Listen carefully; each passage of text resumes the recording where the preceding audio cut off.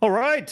What's going on, guys? It is Thursday night football eve. Yes, Thursday night football eve. I'm declaring that a day. I don't know if that's a day people ever talk about or celebrate or anything like that, but that's what we're going to do here. Thursday night football eve. Mark Van Sickle here with me. If you guys pay attention to the podcast live streams, you guys have heard Mark several times on here. What's going on, Mark? Not too much, man. Just chilling, hanging out, ready for a good football game tomorrow night. It's crazy, man. Like with football nowadays, you got college football on Tuesday, Wednesday nights, you got NFL on Thursday, you got college on Friday. It's just football all the way until Thanksgiving. Every day you can watch football. It's amazing. Yeah, I think I saw on ESPN or Barstool. I can't remember where I saw, but it was like every single day for like the next 2 months, except for one day, there's nonstop football. There's at least one football game every day. That's wild. I don't know if that's ever happened before. If that's, because I'm a more of a casual college football fan. So I don't really know like what games are on Tuesdays and Wednesdays. I could not tell you that. I think after the pandemic, they started this new thing with some of these smaller conferences so they could get some prime time, like not standalone games. There's like one or two games going on at the same time. But you know what? That's some exposure for those guys who wouldn't normally get it. So, I mean, as we've seen on the Chiefs, we've seen some of these guys come from smaller schools and do pretty well for themselves. So, not bad. Speaking of the Chiefs, Mark, can you believe that the NFL is rigging games for the 33rd biggest market in the United States of America? They're rigging games for such a small size market. They've got the referees throwing flags and then putting them back in their pockets, letting them get away with all these blatant calls. Can you believe this is happening? I really can't. I mean, they throw the flags at the end of the games, and they don't throw the flags at the end of the games. People are mad at both scenarios. It's just like, okay, what's going to happen on Thursday night football? I think the game is not going to be close enough, first of all, to where that's going to matter. But we'll see what happens. It's always something. And even all the way back to the playoffs last year. At the end of the game when Mahomes get late hit out of bounds, and people are like, oh, he was only 1 foot out of bounds. It's not that big of a deal. Let him play it out. So yeah. There was someone on Around the Horn. I remember I used to watch that when I was a kid. Now as an adult, I think that's like the dumbest show ever. Some reporter, she was on there and was like, "Oh, late hit should not constitute as a 15-yard penalty." Did you ever have this opinion before the AFC Championship game? No, but because your preferred team didn't win, you all of a sudden have a big stance about how many yards roughing or late hit out of bounds should be. Here's another funny thing too, like this whole thing about like, by the way, I've never understood this suggestion of let them play. It's like, what does that mean? So even if there is like towards the end of a game, like a pretty obvious holding or an interference call, you don't want that flag to be thrown. You want them to let them play. That's never made sense to me. But okay, so Super Bowl 57, Bradbury holds Juju, and everyone's like, "Oh, you can't do that. Let them play." And then Sauce Gardner and Tyreek Hill kind of led the charge with this one. He was like, "Oh, that's 50-50. Let them play." Well, guess what? L'Jarius Sneed, okay, maybe it was holding interference, maybe not. Maybe it was not catchable. But you know what? The way I see it is the refs let them play. All of a sudden, let them play no longer applies. Like everyone wants to change that rule. Yeah, I was ready for that to be a pass interference or illegal contact or something. But yeah, when I look at the replay, it was like thrown out of the back of the end zone, which is, uncatchable most likely. So I don't mind the no call there, but it is what it is. You know what's so funny to me is people are like, "Oh, because the Chiefs had more than double the amount of penalties in that game against the Vikings." And people are like, "Oh, but it's the end of the calls that matter." So what about the first 55 minutes of a game? Like, do you watch all 60 minutes of the game, right? You don't just watch the last 5 minutes. You watch the entire game.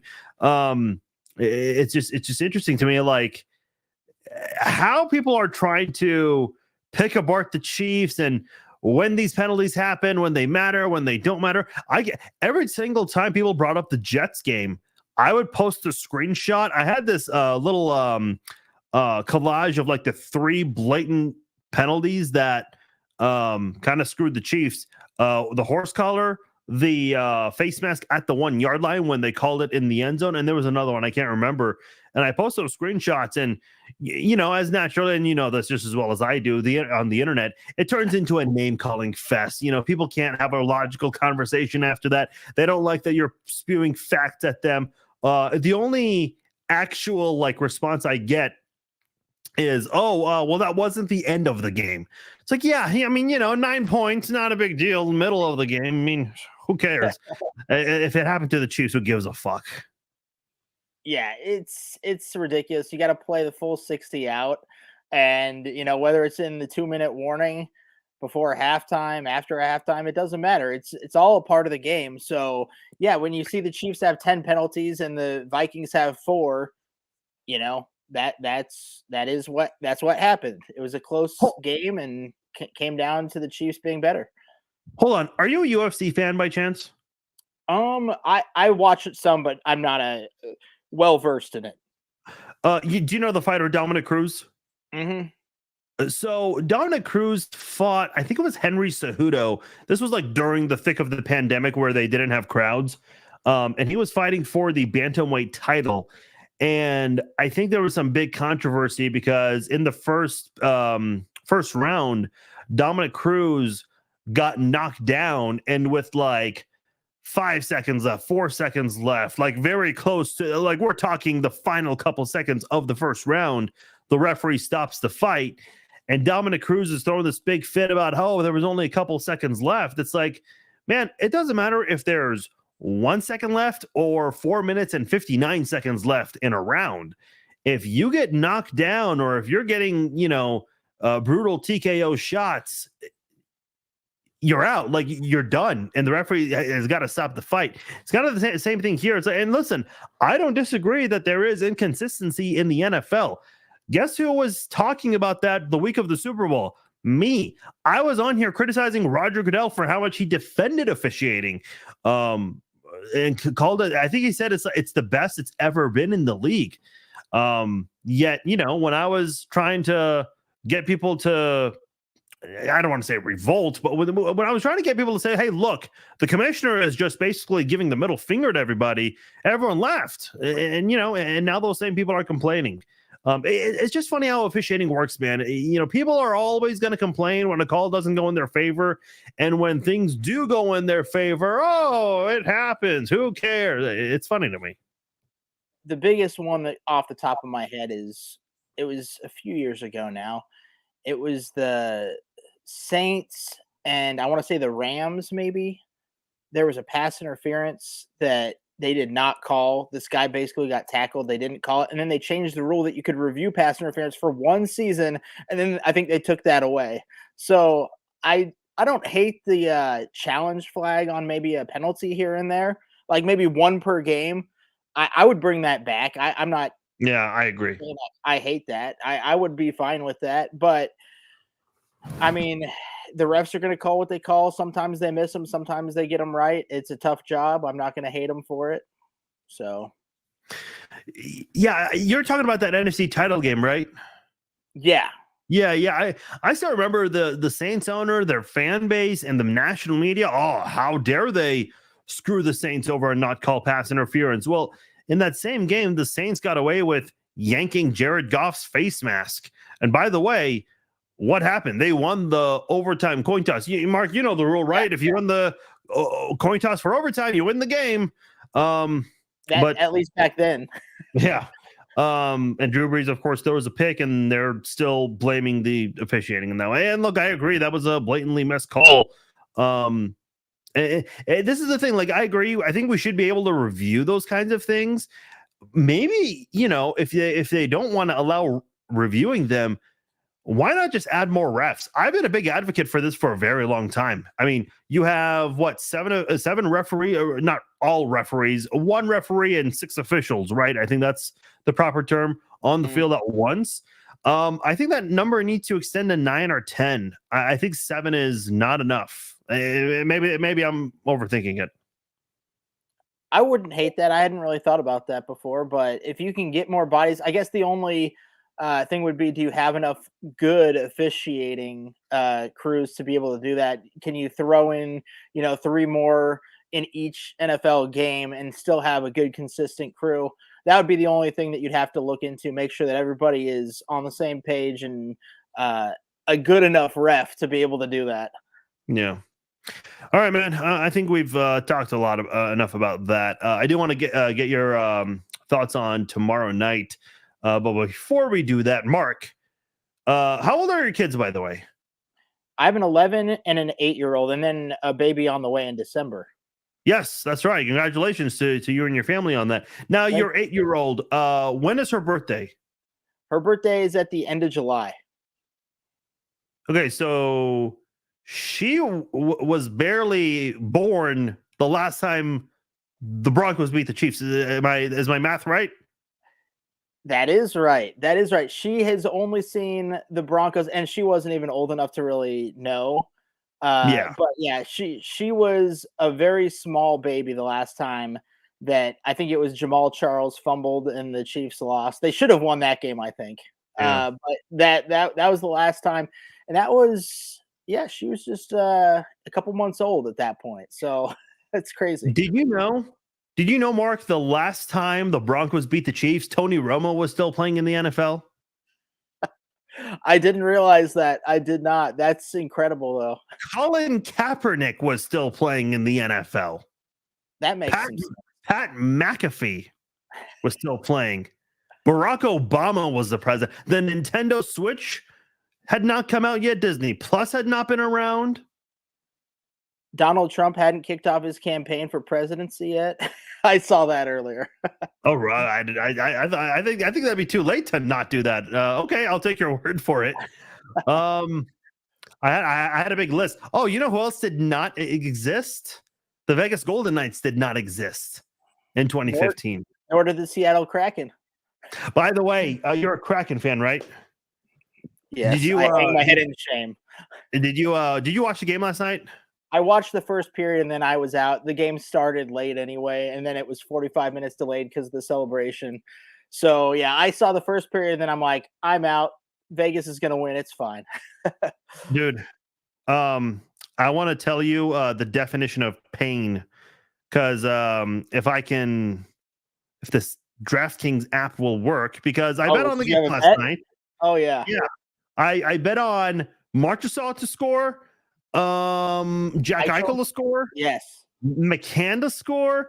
I picked the Golden Knights to win the first period, over 1.5 goals in the first period.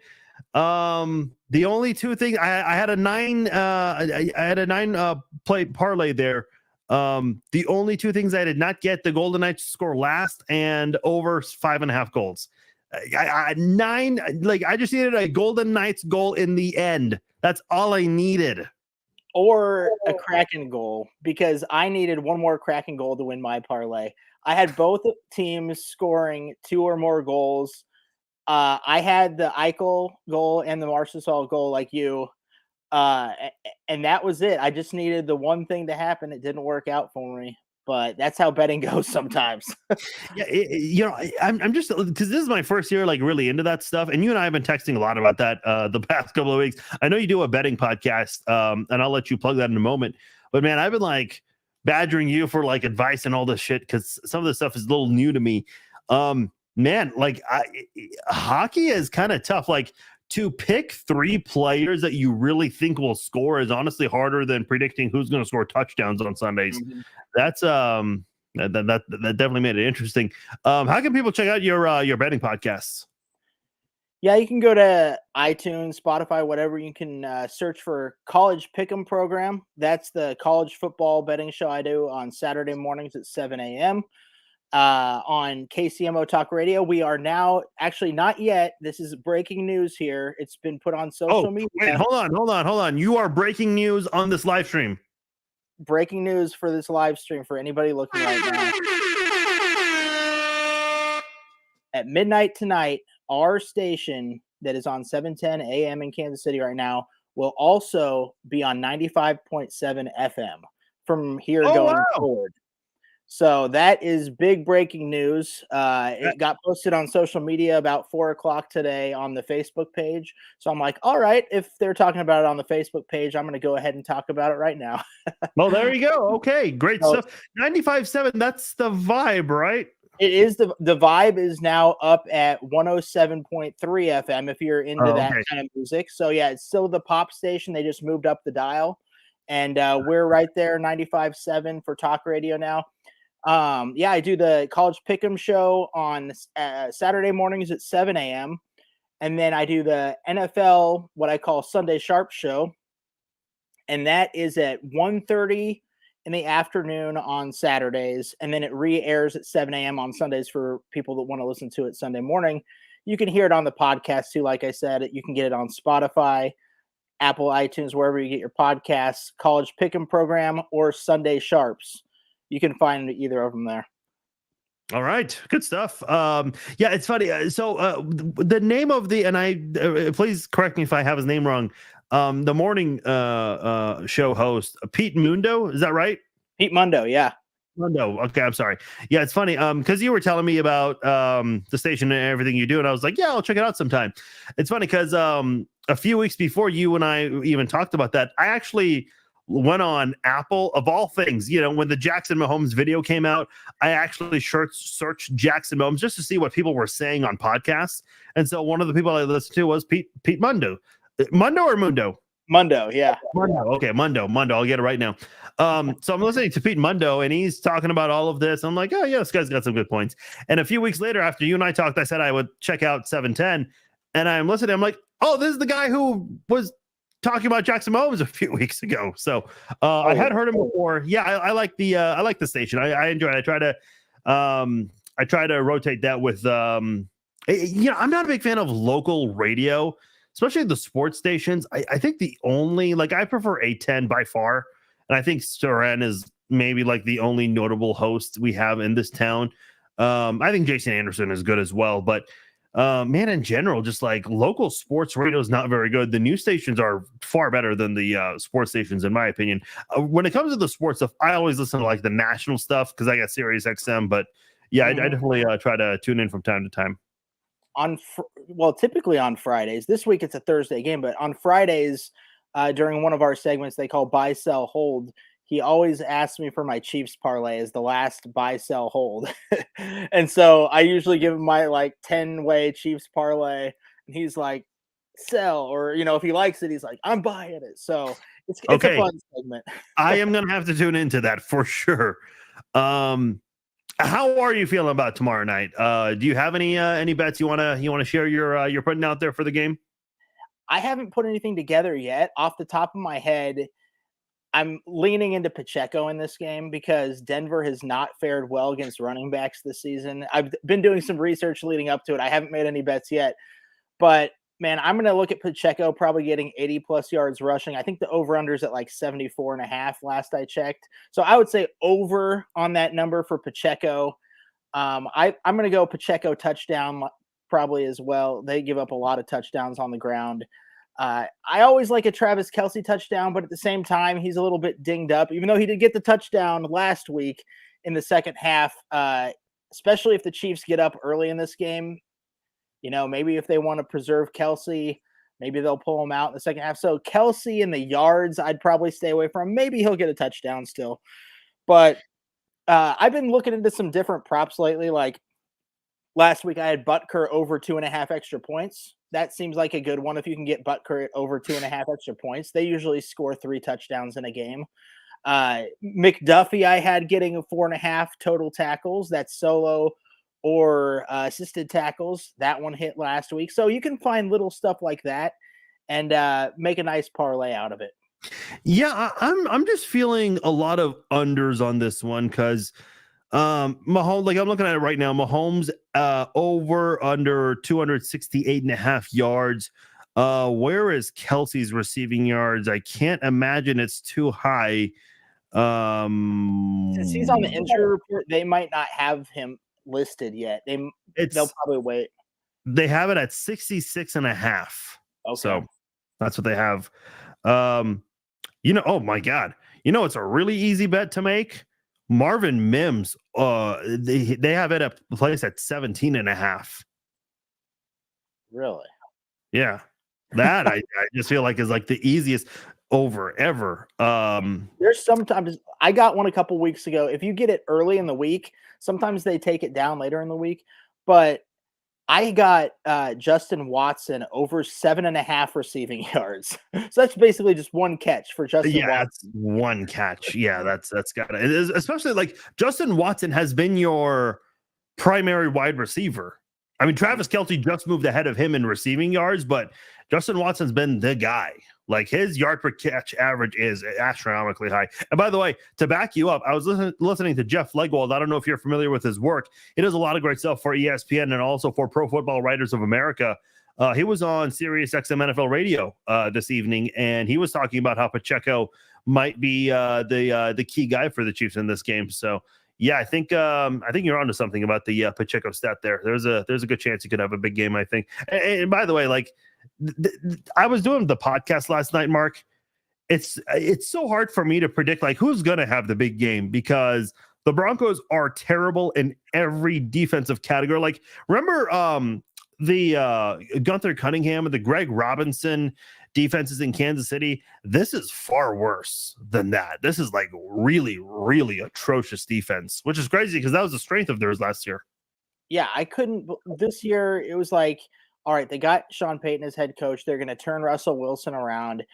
And then, like, their defense is just absolutely horrific. Their offense still isn't that great, but they have some pieces on offense, but it's just like they cannot click on either end of the spectrum. And they gave up, what was it?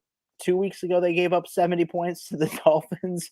Like, this is absolutely ridiculous. Like, I could see the Chiefs putting up a ton of points. I could see Mahomes getting a 300-yard game, but at the same time, sometimes Andy Reid takes his foot off the gas. Like, I could see that happening too, where they win like 42-10 or something like that.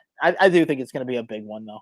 Are you? I don't know if you pay attention to this, but a lot of these like national media outlets like CBS and Fox and all these other places, they're starting to put out playoff pictures because now is about that time where I think you can start looking at those things. You can recognize it's early, but also like it's a good reference to start looking at the conference, how things are shaping up, and also some of these like odds, like MVP odds. I don't know if you've been paying attention to that. Are you aware who the MVP leader is right now, according to the odds makers? I saw this up on my social media, so I know that it's Patrick Mahomes. Isn't that right? Like, I was a little surprised by that. Yeah, me too. Like, I mean, listen, Patrick Mahomes, I know like he hasn't had a lot to work with. And okay, sure, they're 3-1, or wait, what are we? Week 6, 4-1. I don't know, man. Like Brock Purdy has played really damn well. And so is Christian McCaffrey. Like those two guys should be 1 and 2. Okay, obviously the season's not ending today, but if it did, I cannot imagine having at least 25 AP voters voting for Mahomes right now. There's no way they just do that to McCaffrey and to Purdy. The interesting thing there is sometimes this happens in the Heisman voting too, where you have 2 really good players on the same team, and then they kind of split the voter. The voters are like, I don't know how to vote for that, so I'll just go somewhere else. So that could be a something happening in San Francisco. I would say McCaffrey is probably at the top of my list right now. I know a quarterback wins it every time, but McCaffrey is probably mine. He's scored a touchdown, 14 straight games? Yeah. Something crazy like that, dating back to last season.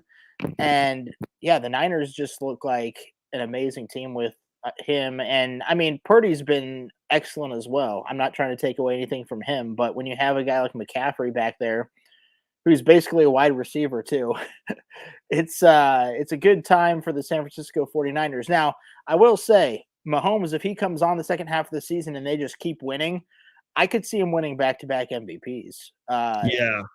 Tua, I think he's had some big games, but there's some games where he just kind of goes away and he has some underthrown passes, throws some picks. So Tua could be up and down. That game in Germany is going to be awesome with the Chiefs. That is, yeah. Here's what I think you and I, we agree on the 49ers players. The whole Mahomes thing too, it's like, you got to keep in mind, he doesn't have a wide receiver right now. So if the wide receivers start playing better, I can see a lot of people giving Mahomes credit. But I'm also thinking, like, with these votes, I think the voters also think about, what's the better story? And I think the Tua story is just more inspiring because you saw it last year. So did everyone else. When that guy, did you see the Thursday Night Football game where his fingers locked up? Like, that was a really scary moment. And he just kept dealing with all these injuries to the point where a lot of people said this guy should consider retirement. And then he comes back a season later and potentially wins MVP. Like, I think that might be the more appealing story. So I could see voters kind of giving Tua the upper hand over Mahomes on that one. I agree with that. And even do you know where Jalen Hurts was on the list? Because he was I want to say it was like right behind Josh Allen, so maybe like 6th or 7th. Okay. Yeah, he hasn't had quite the numbers this year so far, but he was kind of on pace to get MVP before he got hurt last year, and then Mahomes passed him up.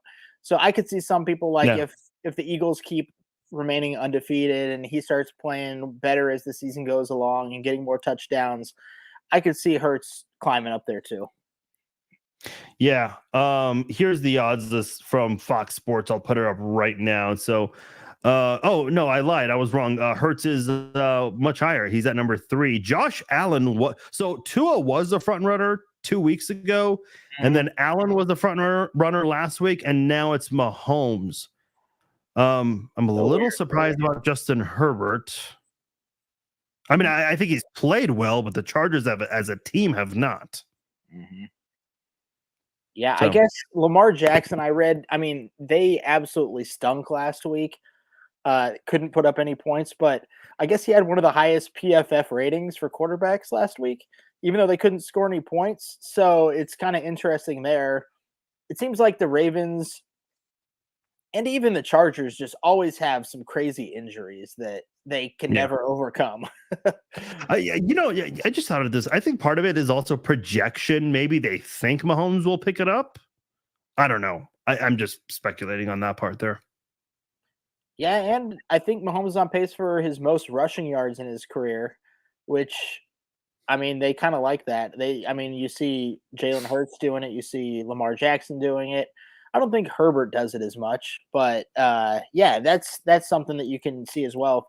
If Mahomes has a career rushing year and he throws for 4,500 yards and 38 touchdowns or whatever it's going to be, that could pump up his numbers as well. All right, man. You got a score prediction for tomorrow night? I think that the Chiefs are going to score. I think they're going to get over 40 this week, just because the Broncos have been terrible. I don't think they're going to have to settle for many field goals. So I'll say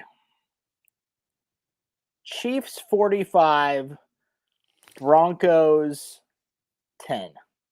Oh, okay. I thought you were about to have the same exact score prediction as me. I said 45-17. I was like, man, we're like agreeing on everything. I feel like we're like one of those like radio shows where the host like says something and the co-host always agrees. I'm like, we gotta differ at some point. So okay, we differ. We have a 7-point differential. That's good. It's good to have a little bit of a difference of opinion there. So you think the Broncos are going to score 17 now? I got to come at you on this one. I really do. I can they really score 17? Garbage time touchdowns. Okay, all right, that makes sense. It seems like the Chiefs do always give up a touchdown at the end of the first half and then in the garbage time in the second half. So, okay, your opinion is still a solid one. I don't hate you for it anymore. Okay, thank you. But the Chiefs have Nick Bolton coming back, I believe. I read earlier today. Yeah. I think that was on your Facebook page. I saw that. Yes. I like that Nick Bolton's coming back, but if you think about it, man, Drew Tranquill has been doing great in his absence. Like, they have done a great job with that linebacking core. When Derek Johnson retired or got let go or whatever happened with him, the linebacking core was not very good. They've built that thing up to where it's a strength on the defense. And I really like that. That Drew Tranquill signing was really good. And I'm excited about what he's bringing to the team. And to get Nick Bolton back, I think they're just going to keep dominating. And I don't think the Broncos are going to be able to do much against the Chiefs. No, I don't think so either. I'm pulling this up because I saw this on Twitter and I meant to look into it just to make sure it was correct. So I saw a tweet that said Drew Tranquill has played 100% of the defensive snaps the last 2 games. According to Pro Football Reference, that is correct.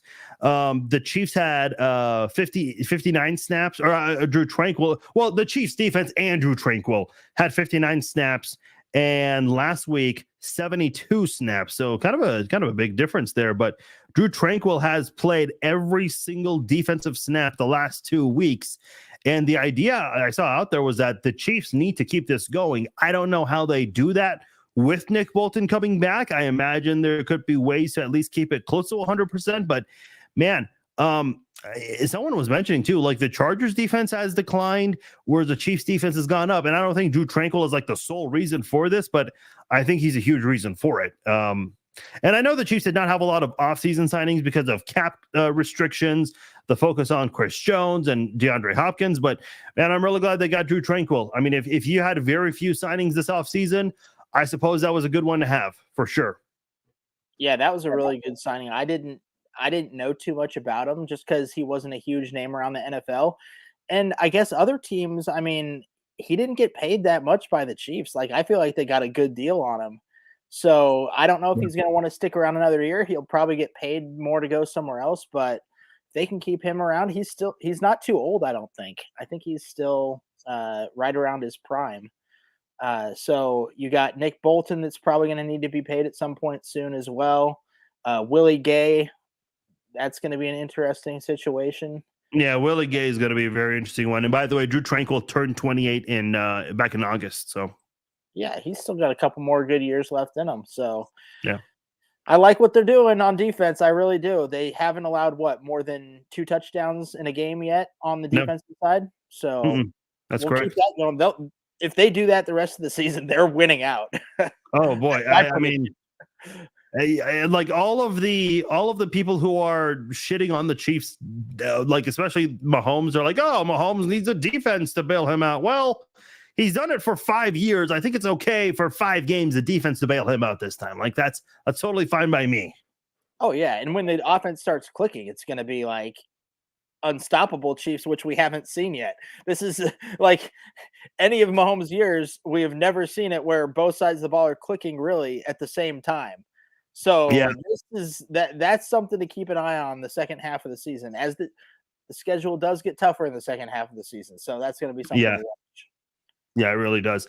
Hey, Mark, before we get out of here, I know there are some people who've been going in and out of the live stream. So for those people who are tuning in, joining in a little late, let everyone know one last time, how can people check out your betting podcasts? Yeah, you can follow me on Twitter at Mark the Overseer, on Facebook and Twitter. I do more stuff on Twitter, but you can find the podcast stuff on iTunes, Spotify. The NFL one is Sunday Sharps. You can just search Sunday Sharps. It'll show up. College one, you can find it's College Pick'em program, and it's through KCMO Talk Radio, so you can listen to it on the air live on the weekends as well. And if you're a KU fan, I've got the Jayhawker Talker podcast. So if you're a KU fan, I know there's probably a lot of Mizzou and K-State fans that watch this, so don't have to listen to it if you don't want to, but the Jayhawks did get some infractions settled today. So that was an interesting podcast that I just released today. All right, man. Good stuff. All right, Mark. Obviously, we'll keep in touch on text and Twitter as we always do with our fireside chats and talking about how gloriously amazing the Bengals offense has been this year. We'll keep that chatter going. All right, man. Appreciate you doing this with me. We'll do this again sometime. You have a good rest of your night. Sounds great. You as well. All right. Thanks to everyone for tuning in. We will talk to you later. Enjoy the rest of your Thursday night football eve.